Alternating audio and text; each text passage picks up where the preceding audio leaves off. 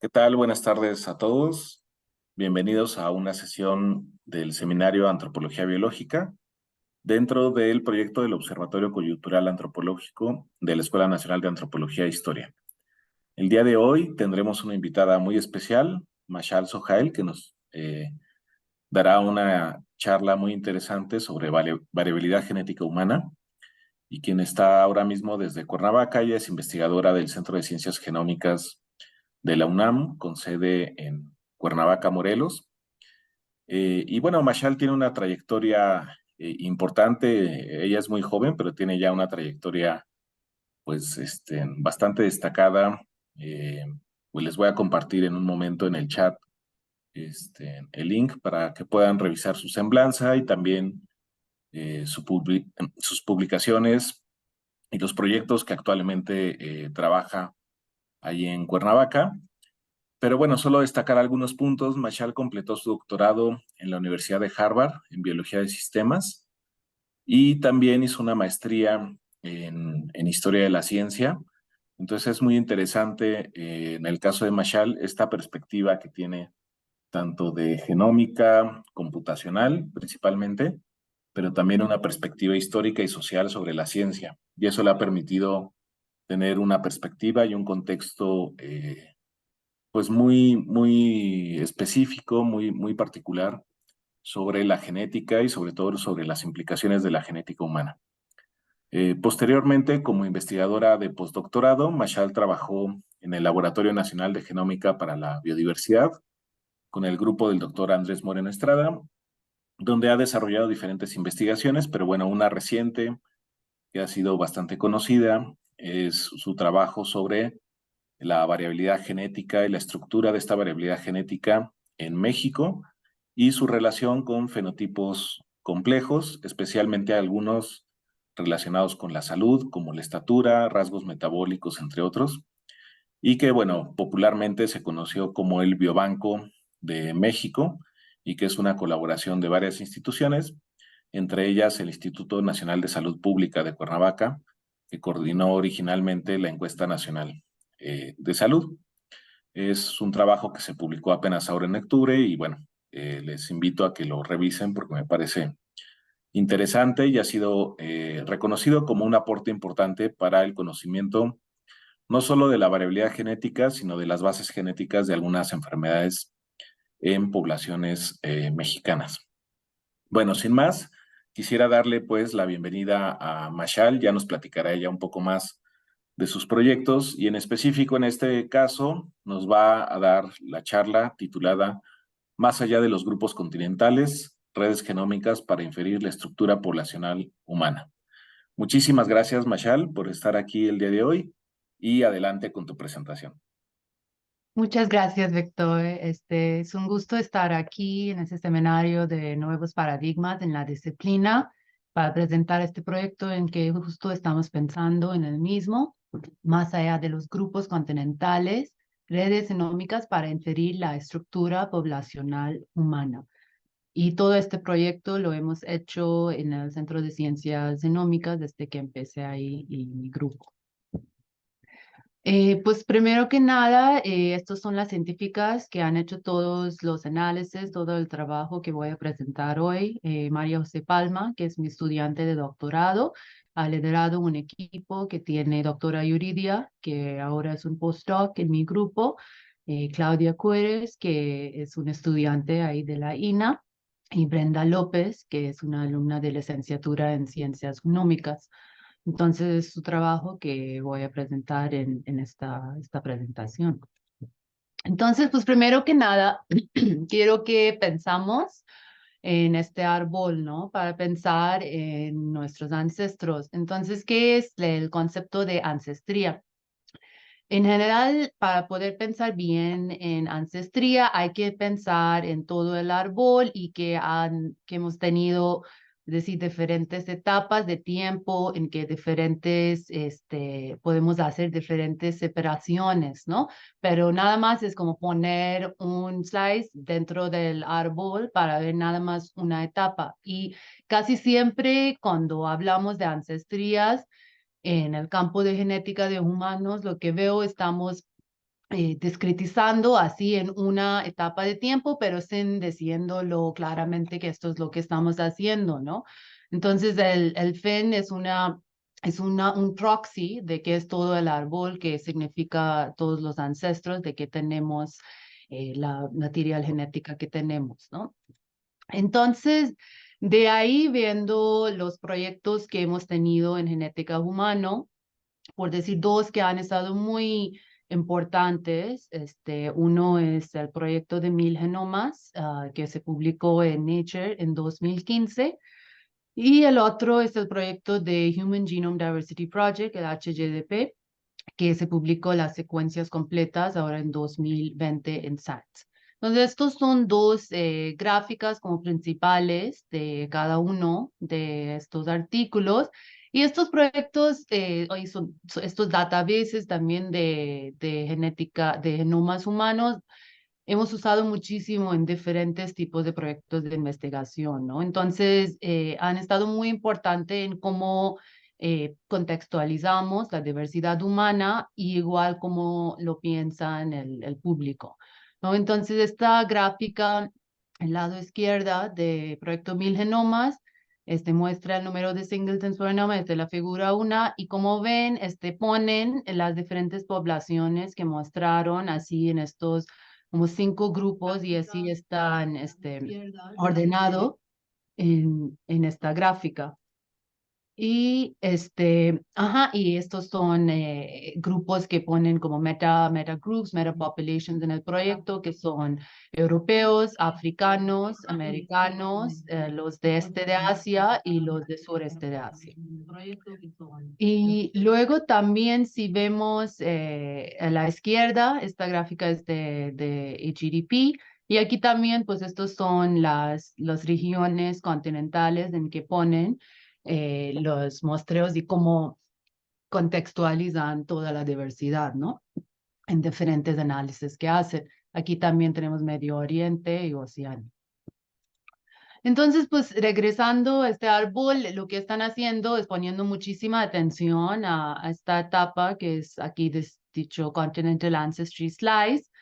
Y así lo que nosotros pensamos empezando este proyecto y ya varios es que pues es un poco limitando pues la diversidad y la multidimensionalidad que tenemos en ancestría y un poco la motivación es acercar a esta versión más completa, ¿no? En que podemos pensar en eh, si hay agrupaciones en diferentes etapas de tiempo, así en diferentes resoluciones, ¿no? Para tener una imagen más completa y más clara y sin poner estos límites nada más poniendo atención a una etapa de tiempo. Eh, entonces, de esta manera de ver ya está viniendo de varios investigadores, ¿no? No solo mi grupo. Y por ejemplo, esto aquí vemos un análisis de componentes principales, que es un análisis que hacemos mucho en estudios de diversidad humano y pues de diversidad de cualquier especies. Y aquí lo que vemos, y esto es un estudio de 2022, es que muestra la misma idea, ¿no? Que aquí en colores vemos lo que desde mucho, como muestran este tipo de análisis, ¿no? Igual en los estudios que mencioné, los clústeres aquí de África, de Europa, aquí está Medio Oriente, Asia, Oceanía y Américas. Y como pueden ver esta gráfica en gris, son las muestras que han hecho de Biomi, que es un biobanco en Nueva York. Y así, pues la idea es mostrar que en verdad hay un contenido de ancestrías y totalmente depende de cómo hacemos el muestreo, cómo como lo mostramos, ¿no? Que esta cosa de que estos clusters distintos pueden ser más y más distintos si tú haces tu muestreo así, como lo han hecho varios estudios, igual como lo han highlighting, ¿no? En varios estudios, pero en verdad vemos un contenido así si hacemos un muestreo así tan detallado. Y igual, pues de diferentes grupos, hay herramientas así de visualización y de inferir en estructura poblacional que va en el mismo camino, ¿no? y especialmente recientemente. Por ejemplo, aquí vemos una página web de grupo de John Novembre, donde podemos ver la frecuencia de cualquier variante que nos interesa en diferentes poblaciones del grupo, igual de 1000 genomas. Así para pues, poder ver qué patrón tiene cada variante que puede ser diferente, ¿no? Y mostrar así que pues no está nada más los predeterminados grupos que importan, dependiendo en qué parte del genoma estamos viendo, podemos ver diferentes patrones. Igual, otra herramienta que es de Lawson et al. De 2012, que se llama Fine Structure, también va en un camino así que trata de mostrar la estructura poblacional en cualquier muestreo, así en una manera de un árbol, ¿no? Y así mostrando qué relaciones hay entre diferentes individuos. Y también justo muy recientemente, este estudio que igual dice que pues a lo mejor usamos como algo como UMAP, en que podemos ver que hay muchas estructuras, poblaciones a diferentes escalas que podemos notar, ¿no? Entonces van varias herramientas y también de analizar y también de visualizar en esta dirección de pues poder tener resoluciones a diferentes tiempos y no nada más tener un poco más fijos grupos. Esto es todo pensando nada más en en la diversidad genética y cómo se ve, ¿no? Pero también hay todo el camino de cómo se refleja en la variación fenotípica y por qué es importante, ¿no? Porque una cosa que uno escucha mucho es que pues hay que analizar rasgos complejos en enfermedades, en grupos y toda esta cuestión de cómo agrupar, ¿no? Entonces, pues hemos visto, por lo menos en unos campos de genética de humano, mucho esta gráfica que muestra que la precisión de la puntuación poligénica en general baja con la distancia genética con el grupo europeo, ¿no? Y así muestra que está peor en los latinos, luego en Sudasia, en de Asia africana, y esto porque hay más datos de asociación de todo el genoma de los europeos. Y así, como pueden ver, uno puede tratar de agrupar así de un PSA. Pero justo este año, este artículo en Nature Ding et al., pues igual muestra en la misma manera de pensar en todo el árbol y multidimensionalidad de la ancestría, que a lo mejor es ver en cuestiones de individuos, ¿no? Y la distancia de cada individuo de el corte en que han hecho el estudio de asociación de todo el genoma. Y así es nada más como una caricatura que podemos a lo mejor ver cómo baja la precisión de cada individuo dependiendo la distancia genética, el corte en que hicimos el GWAS. Y pues viendo esto más con datos empíricos del mismo artículo, pues espero que puedan ver por qué está mejor, ¿no? Porque pues las categorías predeterminadas como que no incluyen todos, limitan mucho los que pues no caen así, ¿no? Y igual como que simplifica el asunto que tenemos. Entonces así pueden ver que hay mucha superposición también dentro de grupos y así podemos ver para cada individuo cómo es la precisión de la puntuación poligénica. Y también en la misma manera, aquí estamos viendo de ya pensando en, por ejemplo, una enfermedad como cáncer, ¿no? Que está afectado por varios genes, dependiendo del cáncer y variantes en estos genes. Y aquí este estudio que justo se pusieron un preprint en bioRxiv este año, muestra la misma idea en una manera muy clara, que aquí lo que han hecho es usando todos los genes que están asociados, por ejemplo, con cáncer de mama, han hecho un K-means clustering Y podemos ver qué clusters uno puede imaginar que llegan dependiendo al el espectro de mutaciones que vemos y que pues no va muy bien con las categorías predefinidas que tienen en estos mismos datos, ¿no? Que si usamos estos en pensar, pues la ancestría es muy, muy importante y hay que, y, pues en particular en nivel continental y hay que estudiar cáncer en cada grupo separado, pues como ven aquí, si empezamos con los datos genéticos de la enfermedad, no muestra así, ¿no? Los clusters que vienen son diferentes y hay muchos que súper, que cruzan, ¿no? Estos límites continentales. Y pues aquí también vemos para cáncer de colon la misma idea.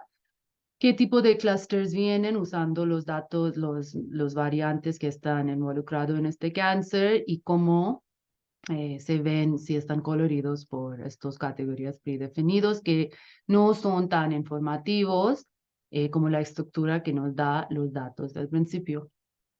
Entonces, pues esto es toda la idea que espero que ahora está muy clara. Estamos interesados en esto. ¿Qué tipo de estructura viene si enfocamos en los datos genéticos por largo plazo del todo el genoma o definido en cualquier manera?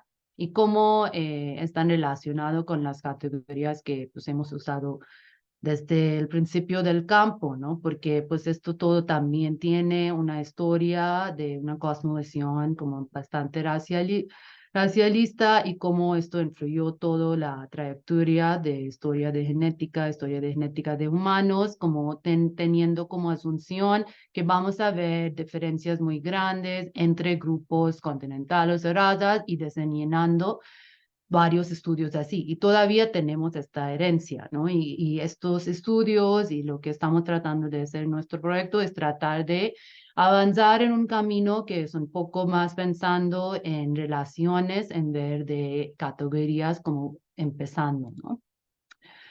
Y pues todavía entendemos que sí puede ser importante agrupar y pues esto es en que estamos poniendo atención, ¿no? Y por ejemplo, este otro estudio también reciente muestra pues cómo llegan clusters de IBD, ¿no? De usando genes que son idénticos por descendencia y cómo están correlacionados con varios rasgos o enfermedades, igual puntuaciones poligénicas. Entonces, igual usando clusters que vienen con los datos y mostrando su relevancia con diferentes rasgos.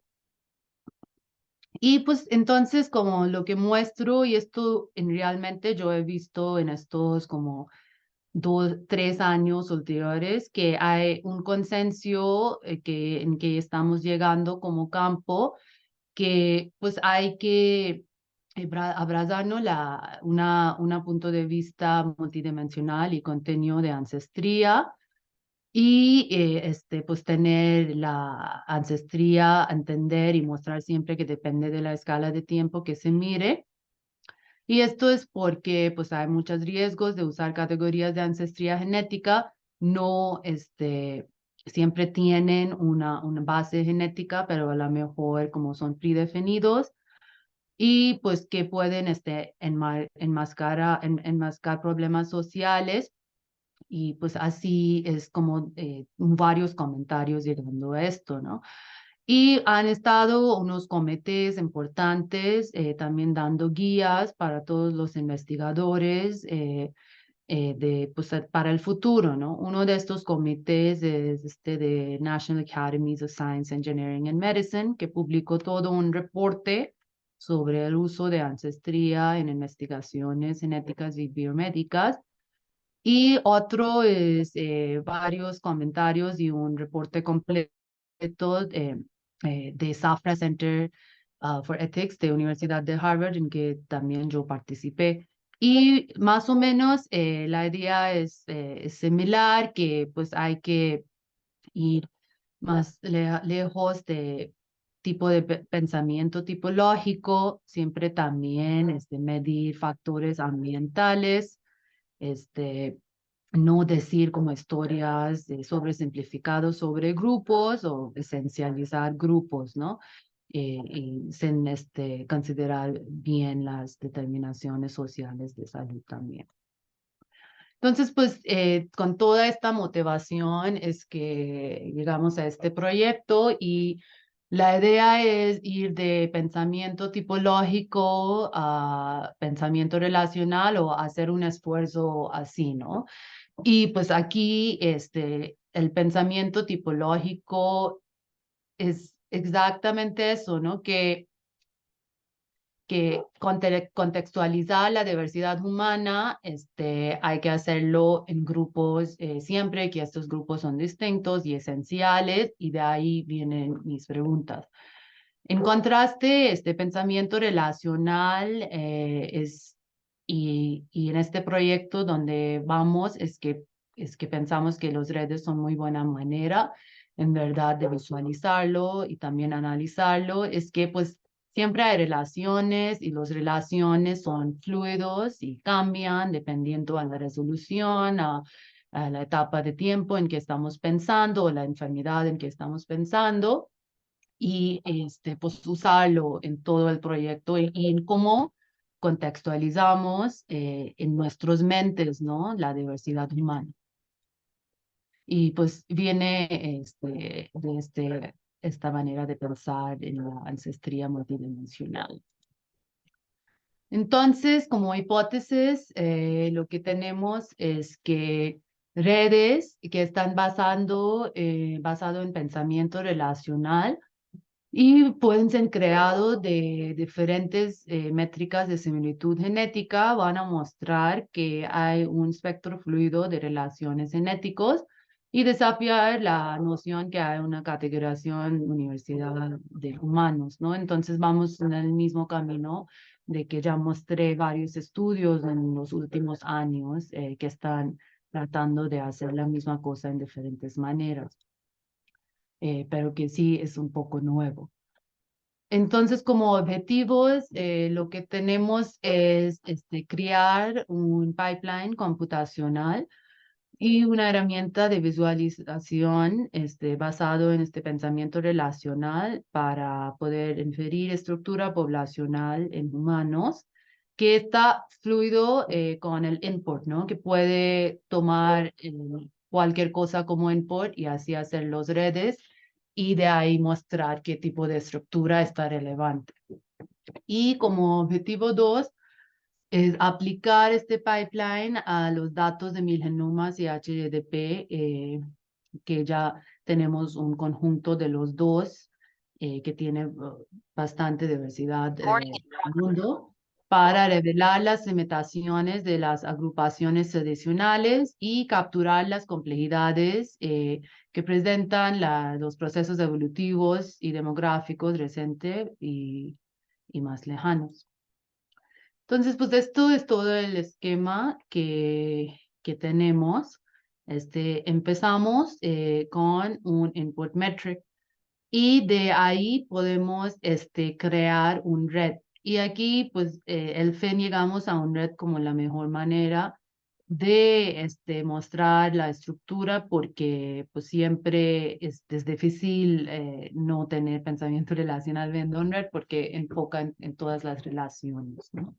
Entonces, ahora voy a platicar de 3 input metrics con que hemos trabajado, pero el fin, la librería que estamos dando puede tomar cualquier métrica o cualquier lista de genes o lo que sea como input. Entonces, los 3 inputs en que hemos trabajando hasta ahora, uno es IVD, que son los segmentos que son idénticos por descendencia, y aquí pueden ver, si no están familiarizados, que aquí este segmento en naranja es idéntico por descendencia porque viene de aquí, de este ancestro común en estos dos individuos. Entonces, infiriendo segmentos idénticos por descendencia en diferentes individuos, luego podemos ver cuántos segmentos así comparten, es un input.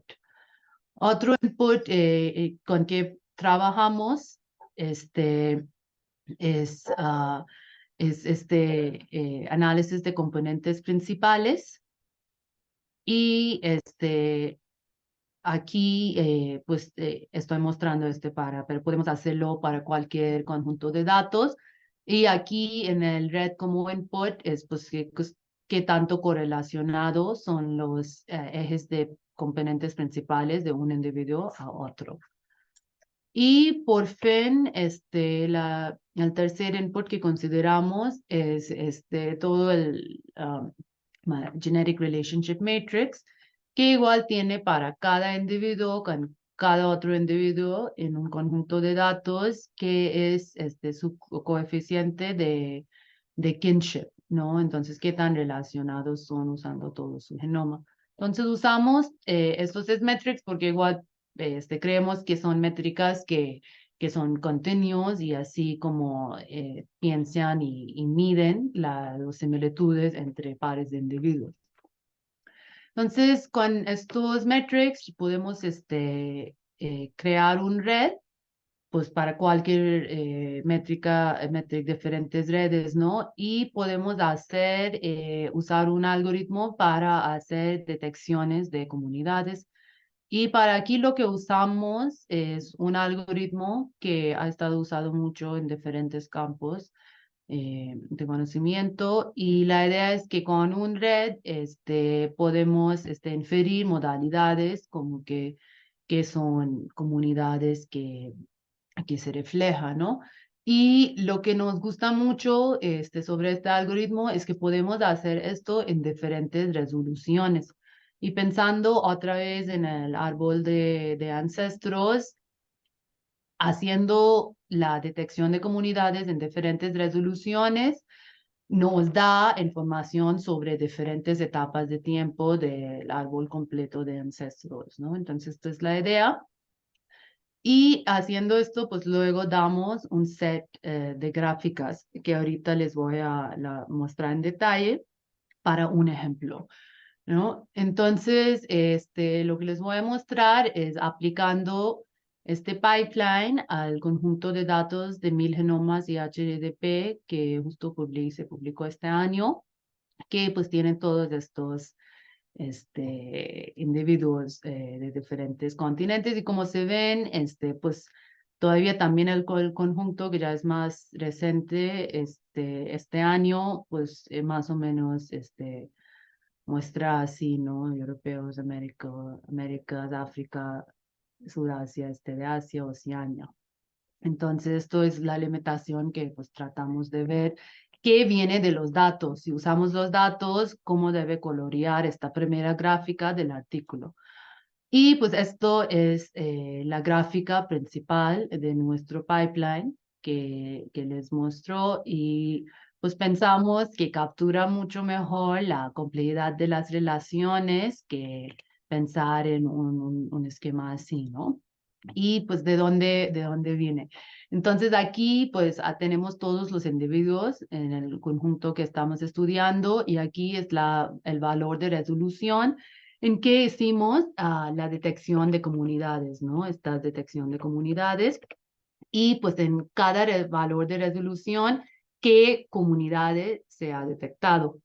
Entonces, esto viene de estos redes, ¿no? Aquí estoy mostrando redes a dos valores de resolución, por ejemplo, -2 o a -1, y aquí nada más primero mostrar que no van muy bien con los grupos predeterminados, pues tienen toda su estructura dependiendo a la resolución en que vemos. Y aquí a lo mejor el red que pues damos, ¿no? Donde están nada más, los individuos están coloridos por sus comunidades, así detectado nada más de los datos y sin poner ningún categoría predeterminada. Entonces aquí en resolución -2, pues tenemos estos 5 o 6 categorías, y resolución 1 ya más, y así vamos. Y en blanco tenemos las comunidades que tienen 20 o menos individuos, entonces no los consideramos y los coloreamos así en blanco.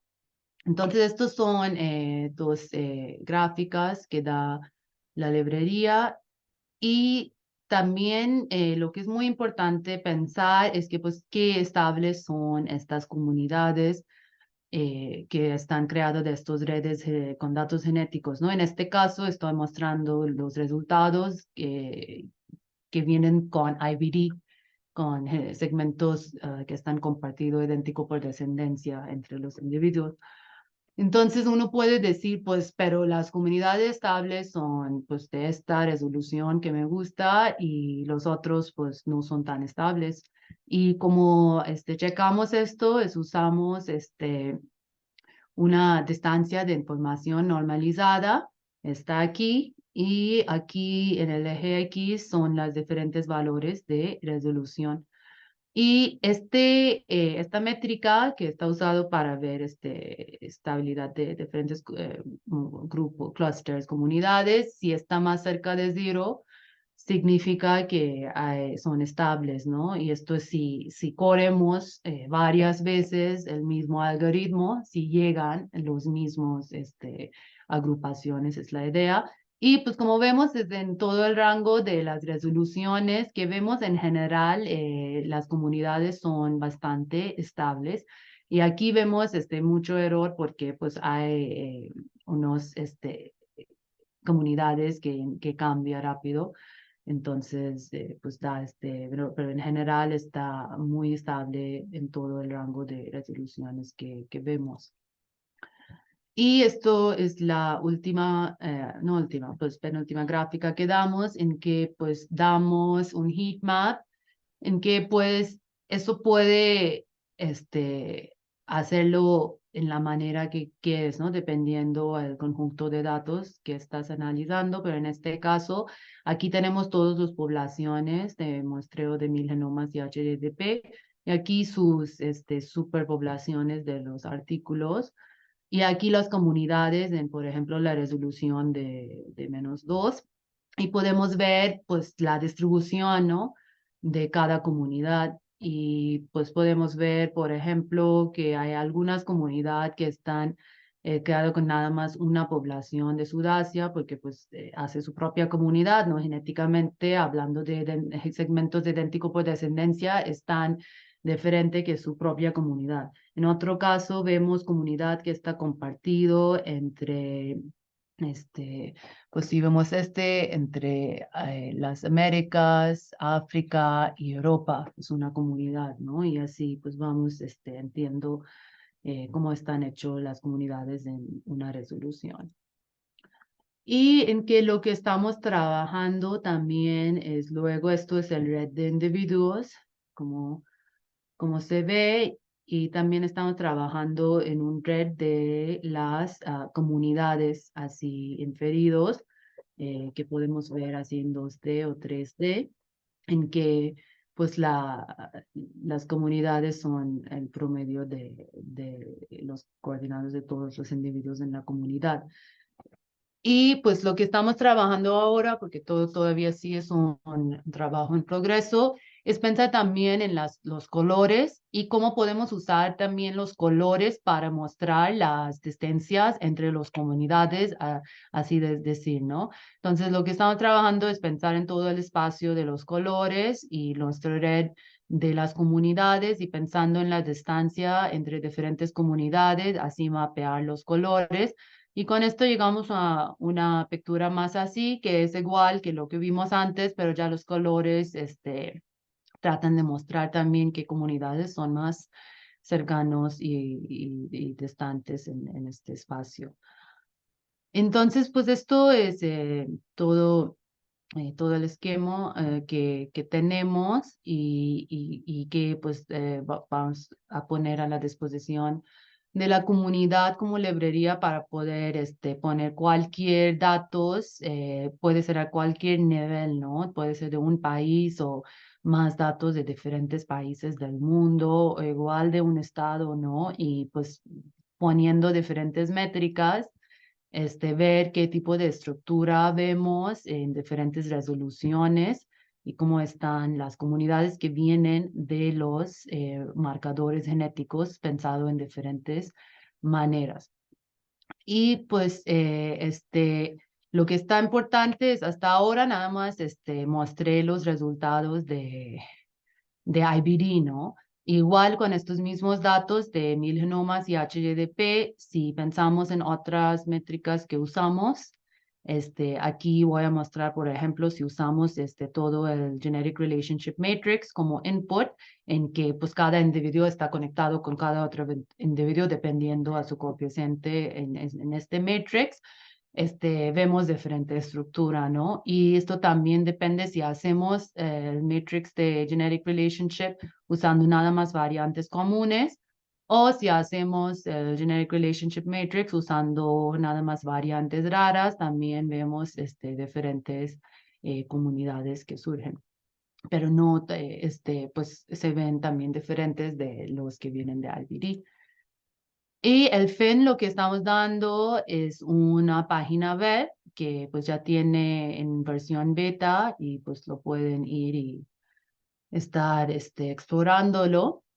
Es pues todo esto junto, ¿no? Y hasta ahora lo que tenemos ahí es que ahí tú eliges tu métrica genética. Puede ser, por ejemplo, Identity by Descent, eliges el cohorte de que aquí tenemos todos los de 1000 genomas y HDDP y eliges la resolución en que quieres ver. Y así pues puedes ver este grupo que elegiste, en qué comunidades inferimos los individuos de este grupo y cómo están distribuidos en todos los otros grupos que han mostrado en este estudio.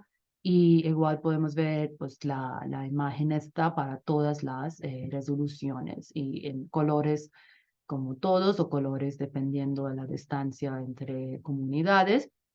Y pues dándoles un ejemplo, aquí podemos ver, por ejemplo, si elijo este corte ADGI en Caucasus, Russia, que está aquí. Primero lo checo en la resolución de -1.59. Y está aquí todos los individuos de este grupo en Rusia, estoy en una comunidad y estamos aquí en todo el rango en que estamos trabajando. Y esta comunidad también es que están varios individuos mostrados de Asia, como en varios comunidades de China, de Japón, de Vietnam, de Camboya y también de Siberia. Y luego, si cambiamos la resolución pensando en la misma métrica y el mismo corte, ya estamos aquí, pues ya vemos que la comunidad en que está este grupo, ya nada más compartir también los individuos de nada más norte de China y de Siberia, porque ya están en varias otras comunidades, los otros grupos de China, en Vietnam y Camboya. Entonces, pues yo creo que a mí me da mucho gusto ver esta página web porque pues da la oportunidad de poder abrazar la diversidad que tenemos como humanos, ya nada más con este muestreo de 1000 genomas y HDDP y ver las diferentes relaciones que surgen dependiendo de la resolución que vemos, que refleja diferentes conexiones genéticamente en diferentes etapas de nuestras historias, ¿no? Y pues creo que esto es la idea. Que pues para contextualizar la diversidad humana, ¿no? Nos gusta mucho ver este tipo de imagen que pues algo así, ¿no? Que pues que están puestos en grupos bien predeterminados y así pues contextualiza todo como pensamos en la diversidad humana. Entonces esto es la idea y con lo que pues pensamos hacer esto es el problema que vimos, es que pues las herramientas que hemos visto en estos artículos prominentes de genética de humano, pues hacen clustering y visualización en una manera que tiene como asunción que hay grupos distintos, esenciales, ¿no? Y que así pueden simplificar las relaciones multifacetadas dentro de los individuos. Y pues lo que proponemos como solución y para pues como un comienzo en esta dirección de pensamiento-relación, en esta librería computacional y de visualización para ayudar a investigadores a ver la estructura también en todo el mundo o en cualquier corte que le interesa. Y de ahí, pues vamos a la... Ah, una cosa que voy a mencionar que es importante aquí es que tenemos la fluidez en este librería, en este pipeline, que si a ti te interesa, pues cáncer de mama o diabetes, puedes usar nada más los SNPs que están asociados con esta enfermedad y puedes correr el pipeline en estos individuos viendo qué estructura hay genéticamente en nada más los genes que están involucrados en esta enfermedad, ¿no? Y ahí igual puedes ver como qué estructura es relevante y qué no es, ¿no? Que creemos que es mucha mejor manera de igual trabajar con la enfermedad que pensar en los grupos racializadas, predeterminadas.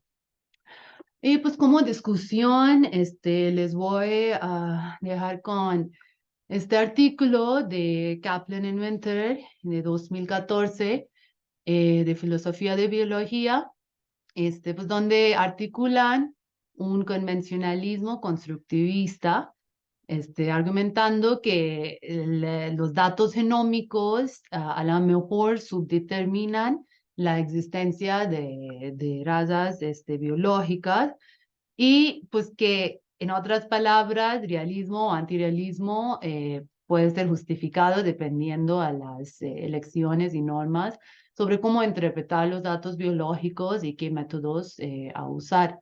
Entonces, lo que nosotros estamos argumentando con todo este proyecto es que pues, convencionalismo más que realismo es la estancia sobre lo que llamamos biogenomic clusters o razas, como que a dividir los humanos en poblaciones más chicos, dependiendo a los objetivos, métodos y métricas con que estás trabajando y hay que pensar muy bien, como he estado platicando toda la charla, en por qué y a qué y qué en verdad viene de los datos y justificar las decisiones así.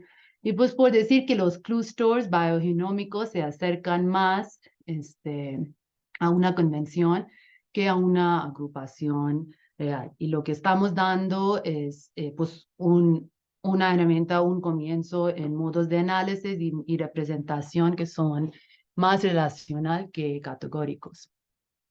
Entonces, los mensajes con que les dejo es que pues tenemos esta librería que pronto va a estar a la disposición de la comunidad y la página web basado en este pensamiento relacional como en el camino hacia capturando la complejidad de la variación humana.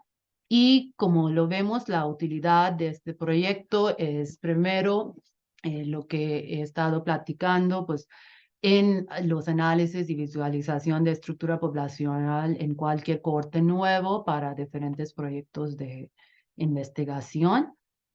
Y, pero más que eso, también en la educación, ¿no? En la formación de científicos y igual, pues, de diferentes campos, ¿no? En cómo, cómo se ve la diversidad humana y cómo pensar en esto, cómo contextualizar eso y también la utilidad de la página web, especialmente que hemos puesto disponible, es para mejorar y ayudar el conocimiento público de la diversidad humana y pues contextualizarlo en una manera que pensamos que es más completo y más preciso. ¿No? Entonces, estos son las utilidades, no solo para la investigación, pero también para la educación y la divulgación al público. Y pues voy a agradecer mucho todo el equipo de trabajo. Como mencioné, todo ha estado un trabajo increíble de estas científicas en diferentes niveles de su educación.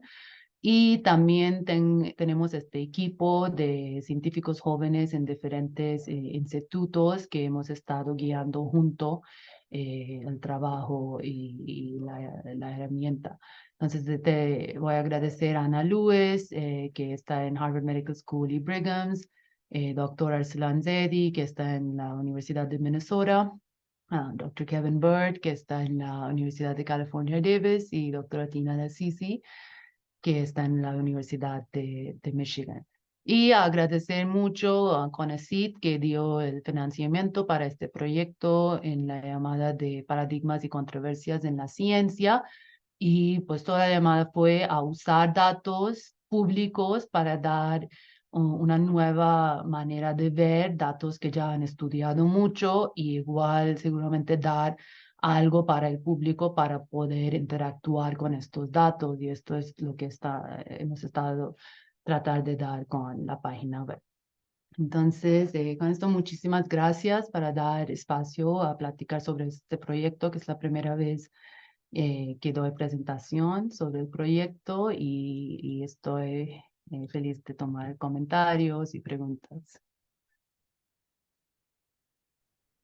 Gracias, Mashal. Pues tenemos varios comentarios en Facebook y YouTube.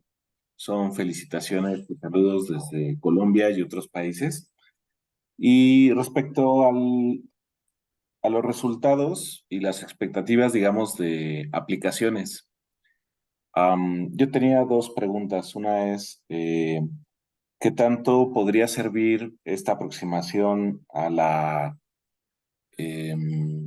identificación de aislados genéticos y de efectos fundadores, sobre todo en el caso, por ejemplo, de trabajos donde hemos buscado la relación de variantes relacionadas con enfermedades raras e intentamos entender si su distribución geográfica o sociodemográfica tiene que ver con aislados genéticos o con efectos fundadores en diferentes etapas de tiempo, porque, por ejemplo, algunas variantes que hemos estudiado seguramente fueron efectos fundadores de algunos miles de años, mientras que otras variantes quizás tengan solo 300 años o 200 años.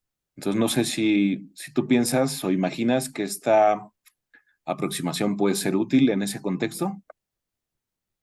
Ajá, pues es muy buena pregunta. Pues algunas cosas quizá no va a servir, pero como veo que puede servir, es como mencioné, está muy fluido a cualquier input, ¿no? Entonces, y a cualquier corte, la librería que vamos a poner disponible. Entonces, si nos interesa mucho la distribución de las variantes de un gen que está involucrado en una enfermedad rara, esto puede ser nada más el input, ¿no? Y podemos pensar exactamente cómo puede ser las frecuencias de variantes en este gen, y el red se va a formar usando las correlaciones de las variantes, de las frecuencias de variantes de nada más este gen que está involucrado en una enfermedad rara, y así podemos ver nada más en las frecuencias de estos variantes qué tan relacionados son diferentes individuos, ¿no? Y qué comunidades surgen. Yo creo que así puede ser muy útil, ¿no? Entonces, si están muy frecuentes las variantes en unas comunidades que pueden ser separadas y pues tuvieron el mismo ambiente, o quién sabe, ¿no? Entonces vamos a ver la comunidad así, y va a dar el chance de pues seguir así. Y igual como que esto es usando el mismo corte, ¿no? Si nos interesa nada más a escala de un país, puedes correr el mismo red con nada más este input en los individuos que te interesa, y puedes ver rápidamente qué comunidades surgen, ¿no? Igual puede ser nada más un variante, ¿no? Si quieres ver cómo afecta qué comunidades surgen, entonces puede ser cualquier input. Entonces así creo que puede ser útil como una primera manera de ver qué estructura población tiene esta métrica. No sé si contesto lo que tuviste en mente. Sí, creo que sí, Mashal. Y otra pregunta que yo te quería hacer es en relación. a los estudios de estructura poblacional. Por ejemplo, en poblaciones latinoamericanas, pues es muy común aplicar este tipo de métodos como admixture o tipo, bueno, principalmente admixture hoy en día. Am, pero, y bueno, y generalmente en los estudios entonces que relacionan genes con enfermedades complejas, usamos esos componentes o esas estimaciones de la estructura para ajustar, ¿no? Para ajustar los datos de las asociaciones. Eh, Podría usarse entonces esta aproximación de comunidades con diferentes resoluciones para ajustar o corregir los estudios de asociación. Pues también creo que es muy buena pregunta y pues yo diría que sí, ¿no? Pues una de los problemas en asociación de todo el genoma en poblaciones mezclados es exactamente cómo corregir estos diferentes ancestrías, ¿no? Igual lo que he mostrado en otro estudio, que podemos decir nada más una población, como nada más de europeos, y también tienes que corregir bien, y los nada más usando PCE no corrigen muy bien, ¿no? Y otro estudio ha mostrado que quizás si incluyes PCA basado en variantes comunes y también PCA basado en variantes raras, corriges mejor la estructura que debes corregir para un GWAS. Entonces, aquí también estamos dando como en diferentes resoluciones la estructura poblacional, que creo que será muy interesante hacer un estudio, ver cómo corrige esta estructura comparado a PCA, ¿no? Que yo creo que puede ser muy útil usarlo en diferentes resoluciones, así corregir toda la estructura que hay. De acuerdo. Eh, Bien, tenemos aquí una pregunta, Mashal, respecto a el biobanco. Si nos podrías platicar un poco sobre el proyecto del biobanco y si esta metodología la has aplicado a esos datos. Ajá, es muy buena pregunta. Entonces, cuando no platiqué nada del Biobanco Mexicano ahora, y pues como yo empecé este proyecto, estaba todo escrito así, ¿no? A entender cómo la ancestría continental está importante, tiene un rol en enfermedades de rasgos complejos y siempre tuve esta duda, ¿no? Que pues nada más es un nivel y no debemos esencializarlo tanto. Y pues lo que vi analizando estos datos de Biobanco Mexicano es trate de hacerlo en la misma manera, pero no habíamos venido tan desarrollando herramienta, ¿no? Entonces ahí lo que hice es, por ejemplo, usar las ancestrías que vienen en nivel continental de admixture, pero también usar un eje de PCA dentro de, por decir, la ancestría indígena. Entonces podemos checar por lo menos dos resoluciones. Y lo que vi es que sí, el nivel continental sí estructura los genomas en una manera, porque no voy a hacer, ¿no? Y refleja demografías, historias diferentes, porque pues lo que es la ancestría indígena sí tiene el cuello de botella que estabas platicando, la efecto fundador de Estrecho de Bering, que las otras ascendencias no tienen, pero las otras ascendencias tienen su propia historia de cuellos de botella. Entonces, así sí vimos en el biobanco que está relevante por completo la ascendencia indígena para las rachas de homocigosidad que vemos.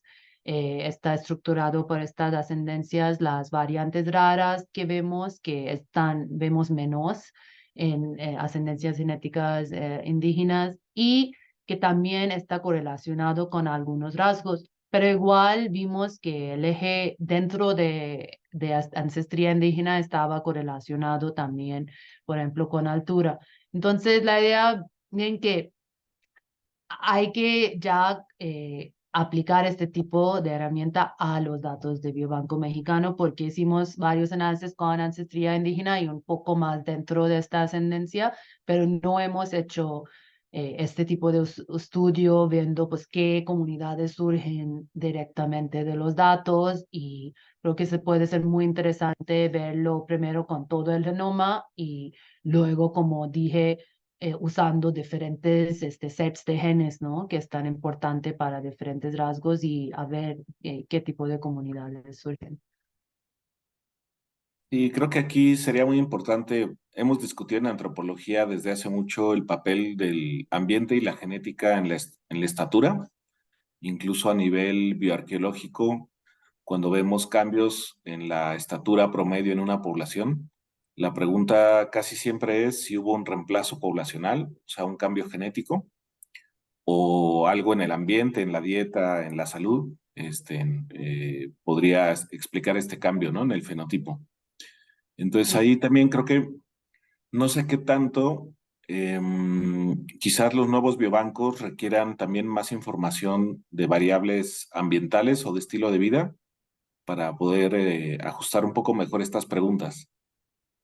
Totalmente de acuerdo. Entonces, lo que está muy bien sobre el biobanco mexicano es que sí tenemos varios indicadores socioeconómicos y ambientales, y en este mismo modelo que ahorita conté que hicimos, donde tratamos de usar ancestrías en dos resoluciones, también pusimos, eh, también analizamos al mismo tiempo factores como si vives en una localidad rural o urbana, qué altura, y pues factores socioeconómicos y biográficos, ¿no? Y especialmente por altura, lo que vemos es, analizándolos juntos, todavía sigue estar significativo la ancestría y también la puntuación poligénica y las rachas de homozigosidad que tienes, pero también si vives en una localidad rural o urbana, entonces los dos son importantes, ¿no? Entonces sí hay un rol en altura, seguramente me parece en altura más que otros rasgos que estudié, que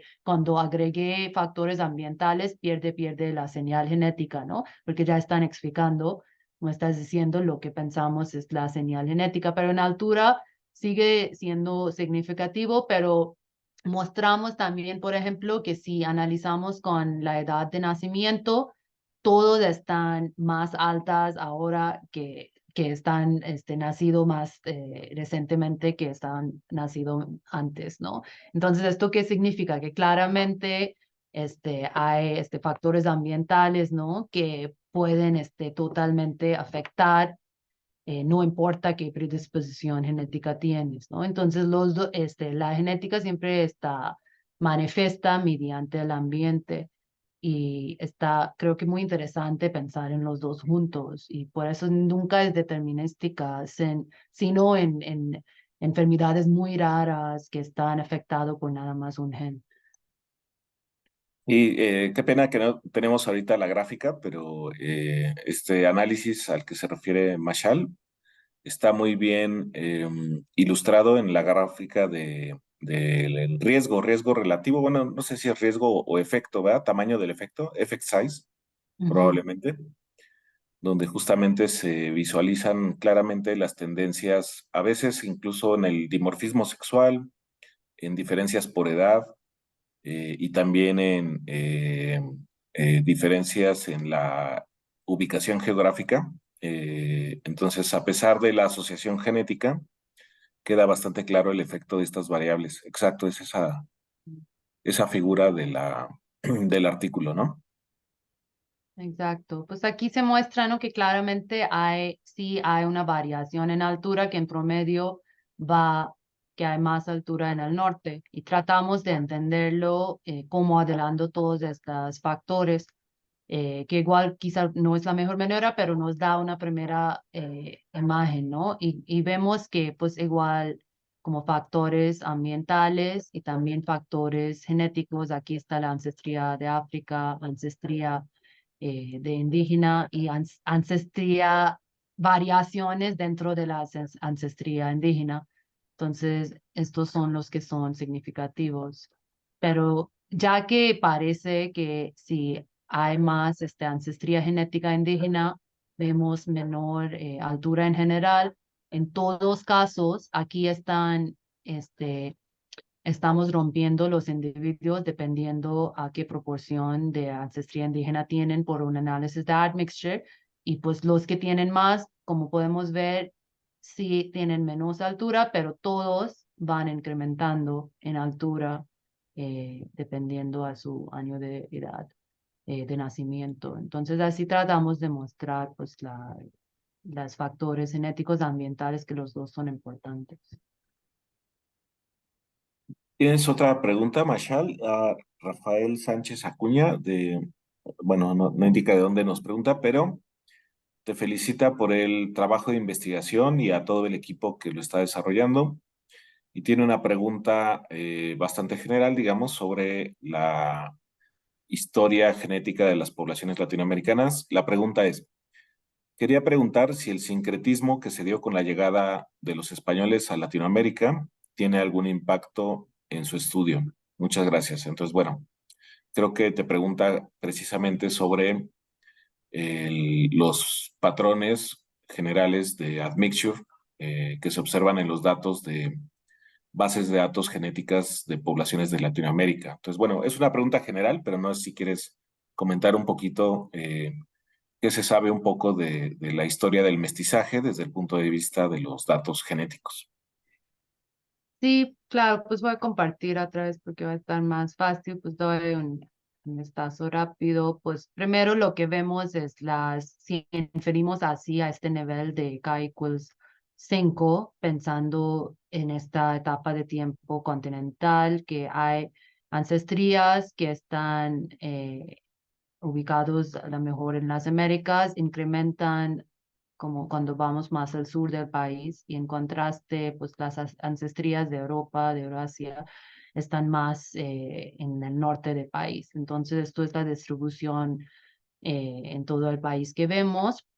Y pues cuando usamos los datos genéticos para inferir las historias demográficas, pues podemos ver que fue un efecto fundador en cualquier de las tres ancestrías predominantes, pero que en diferentes regiones de México, pensando ahora nada más en los segmentos del genoma que tienen ancestrías indígenas, vemos pues diferentes historias, ¿no? Y aquí justo es la etapa colonial y podemos ver que, pues, por ejemplo, tuvo un efecto diferente en el centro de México, en el norte de Mesoamérica, donde pues sí hubo que disminuyó el tamaño de la población comparado en Oaxaca, en la región maya, en el occidente, donde ya empezó a bajar la tamaño de la población antes de la llegada de los españoles y justo por lo menos con estos datos parece que pues se incrementó otra vez, ¿no? Y también estos son las regiones que tienen la mayor ancestría indígena ahora, la región Yucatán, Maya y Oaxaca. Y pues luego pues trabajamos con estos ancestrías, estos 5 ancestrías que sí buscamos en México, ¿no? Las de América, de Europa, de África y también de Asia, que viene también en la etapa colonial, porque Filipinas también fue una colonia en esta etapa española y hubo pues lo que llamamos now de China o la Galeón Manila, que trajo individuos de diferentes partes de Asia, de Filipinas a México, que también tienen parte de quiénes son los mexicanos, ¿no? Y vemos luego más de esto en Guerrero. Y pues cuando vemos así, sí podemos ver una estructura que no, uno puede decir que no hay, ¿no? Que los individuos que tienen más ancestría indígena sí tienen más de sus genomas en rachas de homocigosidad comparado a otras ancestrías que vemos en los mexicanos y también que tienen menos variantes raras en sus genomas por los mismos cuellos de botella que tuvieron las indígenas comparado a las ancestrías de Europa. Entonces, estas son maneras de ver cómo está estructurado los genomas mexicanos por todas las ancestrías de estas que tienen exactamente por eso, ¿no? Por la colonización y todo lo que sigo después de esta etapa. Y pues ahí es donde lo vimos y en este tipo de modelo también tratamos de ver que si hay una correlación con ancestrías indígenas y de ancestrías de Asia y de África. Y pues vemos diferentes perfiles para diferentes rasgos que vemos. Entonces, pues estos son unas maneras en que contextualizamos el efecto de la colonización que fue pues en varias maneras.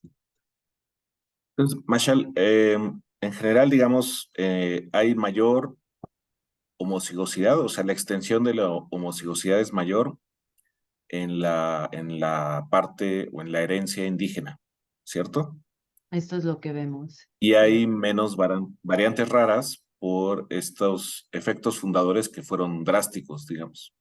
Exacto, porque pues la explicación será que se perdieron o se incrementaron. Entonces, si usamos nada más variantes con frecuencia menos de 5%, vemos menos. Menor abundancia, digamos. Ujú. Y luego también te iba a preguntar, pero al mismo tiempo tenemos ciertas hipótesis sobre que algunas variantes raras incrementaron su frecuencia. O sea, bueno, claro, ya no son tan raras, ¿verdad? Pero raras desde el punto de vista médico, por ejemplo, en cáncer, cáncer de mama y ovario, o ayer la doctora Lorena Madrigal platicó de variantes relacionadas con defectos del tubo neural en Costa Rica y México, que también serían de origen americano Ujú. y que no son tan poco frecuentes o tan raras como uno esperaría. Y eso mismo ya hemos visto en otras variantes que tienen que ver con, bueno, en el mismo artículo está el caso de la variante R230C del gen ABCA1. Este, esto tiene también relación, digamos, con estos efectos fundadores o con esta historia muy particular de las poblaciones americanas. Pues yo diría dos cosas. Pues uno es lo que pasa con efecto fundador o cuello de botella es que hay más deriva genética, ¿no? Entonces pueden perder variantes raras, pueden incrementar en frecuencia y sí también podemos tener variantes raras que yo no están en otras partes del mundo, pero esto también puede pasar como estos tipos de variantes son muy pocos, que son solamente en unos grupos, son raras o de poca frecuencia en estos grupos y no se encuentran en cualquier otra parte del mundo, ¿no? En general son poca proporción de todos los variantes, la mayoría sí están compartidos y nada más son variaciones en frecuencia, pero este tipo de variantes, sí han encontrado, como dices, en poblaciones indígenas en todas las Américas, por creo que, porque sí ha tenido esta deriva genética que, como menciono, puede ser también en otras poblaciones, ¿no? Y pues pensando en esto, tenemos efectos también, ¿no? Igual en el Biobanco Mexicano, ahora estamos analizando nada más la mitocondria, que hasta ahora no habíamos analizado, y estamos viendo tres variantes que son muy raras en México y no se encuentra en otras partes que están asociados con diferentes rasgos, ¿no? Entonces, igual, ajá, puede ser esto, pero en general este tipo de variantes son poca proporción del genoma. Creo que es importante también entender, pero pueden tener relevancia. Y lo que mostramos en el artículo es que, por ejemplo, nosotros también notamos este variante que mencionas de HDL, de ABC1, que está correlacionado, asociado con HDL y nada más está encontrado en las Américas. Pero cuando vemos la ancestría genética indígena en total, no está asociado con HDL. Entonces, como que no podemos, no están iguales, ¿no? Que podemos tener Ujú. variantes así, pero no significa que toda una ancestría va a causar menos o más HDL. De acuerdo. Pues muchísimas gracias, Mashal. Me gustaría mucho luego platicar sobre posibles colaboraciones en la aproximación a este tipo de mutaciones fundadoras. Y quería preguntar en el grupo en Zoom. Si tienen comentarios o preguntas, por aquí hay varios colegas que pues ya te conocen. Está Claudia, Claudia Quiroz, que bueno, la conoces del proyecto. Está Alondra, en fin, pero no sé si quieran comentar algo o saludar. Si no, pues para nada más felicitarte y agradecerte y ya luego nos platicarás cómo te animaste a desarrollar la genómica y estos proyectos acá en México y en instituciones de nuestro país. Disculpa, cortó un poquito, ¿cómo emocionó para hacer genómicas aquí? ¿Fue la Ah, pregunta? sí, sí, sí. ¿Cuál fue tu motivación? ¿Cómo es que viniste a México inicialmente?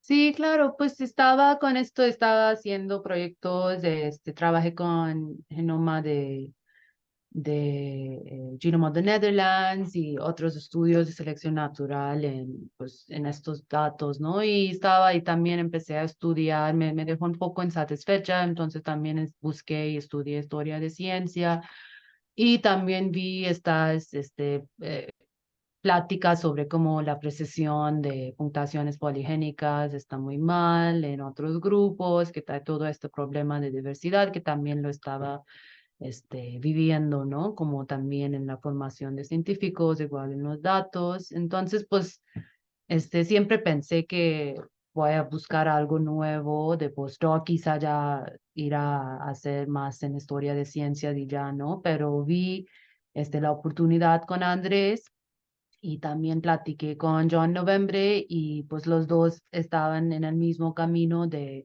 cómo hacer ciencia más global, en todo la motivación de proyecto de Biobanco Mexicano, ¿no? Es nada más, no solo para diversificar los datos genéticos, pero también para diversificar los que hacen la ciencia, la oportunidad de formar varios científicos en un ambiente diferente. Y con John, pues todo está, lo que presenté ahora, desarrollé mucho este pensamiento también con él, cómo traer todo lo que entendí en la historia de ciencia a proyectos de ciencia. ¿No? No tener los dos separados y pues así decidí con los dos hacer un postdoc entre México y Chicago, ¿no? Y pues con el Biobanco Mexicano, como había pensado, me dio una oportunidad de tomar un rol importante, ¿no? En poder mostrar que podemos hacer un biobanco así de países de sur global y que no hay ningún problema al fin, ¿no? Es nada más, pues hay que hacerlo, hay que, pues, trabajar aquí para formar gente aquí y pues todo lo que vi me gustó y hice un red de colaboradores aquí y en ese tiempo estuvo la plaza en el CSG y que siempre sabía que es un lugar muy bueno porque tuve colegas de ahí en doctorado. Entonces, apliqué y entendí muy bien que uno estaban muy abiertos a todo esto, que por ejemplo ya di una clase en historia de evolución, raza y genética y quieren esto, ¿no? Estoy haciendo este tipo de proyectos, tratando de tener un enfoque transdisciplinario y están promueven mucho este tipo de proyectos. Entonces sabía que voy a tener autonomía y buenos estudiantes, entonces pues así, empecé y ya, pues también la llamada de Conecito estuvo bueno, ¿no? Para promover este tipo de proyecto, porque fue exactamente, ellos estaban llamando este tipo de proyecto. Entonces, pues para mí ha salido todo bien en la manera que quería hacer, ¿no? Como una ciencia más transdisciplinaria y más en conversación con los estudios críticos de la ciencia. Excelente, Machal. Pues muchísimas gracias por tu participación y ahí compartí con los colegas tu página para que puedan estar en contacto contigo. Nos comenta Alondra, a mí me parece de lo más interesante que más allá de recolectar datos, se utilicen los que ya tienen y se aborden desde nuevas técnicas y perspectivas teóricas. Felicidades a Machal Sohail y gracias por compartir su trabajo en este espacio. Muchas gracias por el comentario. Y Alondra está también, es una antropóloga física que está ahora en Langevio. Sí, entonces también es bueno que tengamos antropólogos físicos integrándose a estos grupos de investigación que Gracias. desarrollan genómica en México. Ujú. Muchísimas gracias, Mashal. Pues esperando poder verte pronto de manera presencial y deseándote un feliz fin de año y también un feliz fin de año a todos los inscritos, a todos los asistentes a las diferentes sesiones de este seminario. Nos vemos en el 2024. Un abrazo y saludos a todos. Sí, igualmente, muchísimas gracias. Espero vernos presencial pronto. Abrazo. Bye.